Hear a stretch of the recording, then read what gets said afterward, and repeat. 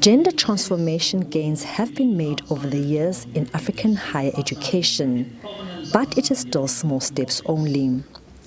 Since the dawn of democracy in 1994, South Africa has seen 20 women vice-chancellors.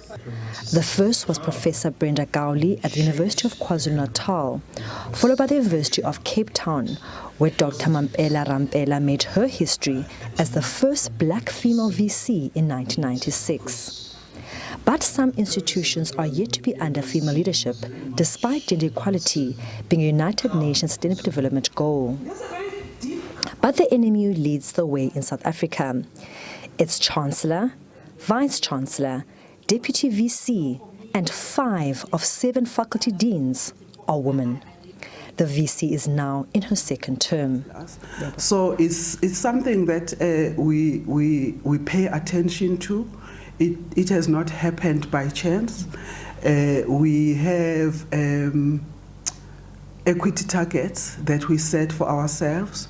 And then, of course, that requires courage, because you would find that at any given time, there are fewer women applicants, but we try by all means that when we select, we look at the whole cohort and then pick the best that our nation can provide in the academy. According to the European Institute for Gender Equality, women continue to be faced with family responsibilities, doing most of the caring, educating, cooking and cleaning at home.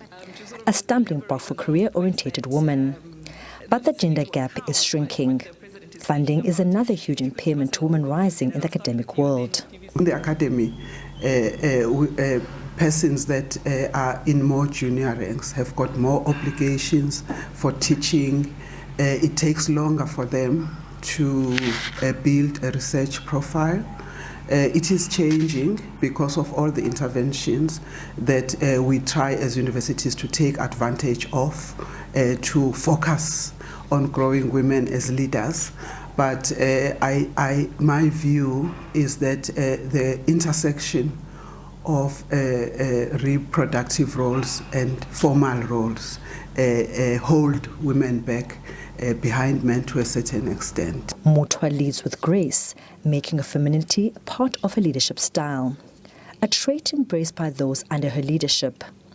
The Dean of Health Sciences, Professor Zukiswa Zingela, was recently chosen as a 2024 Distinguished Woman Researcher at the South African Women in Science Awards.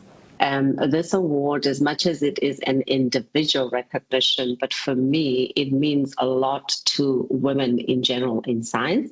And that is because, first of all, it recognizes the important part that women play in science. Secondly, it also acts as a source of inspiration so that women out there who are busy doing what they're doing in their own corners can also, be assured that the work that they're doing does get recognition over time.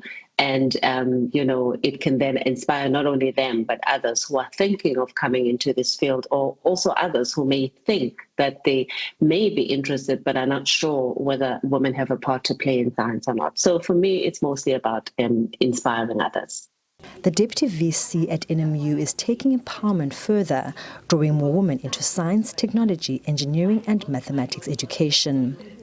Dr. Muki Muweng translated her own educational experience into a set of progressive goals for her students. I view leadership as a woman is to lead as a woman and not try to be a man in your leadership, because with it brings that caring in it, that humility, but also with courage.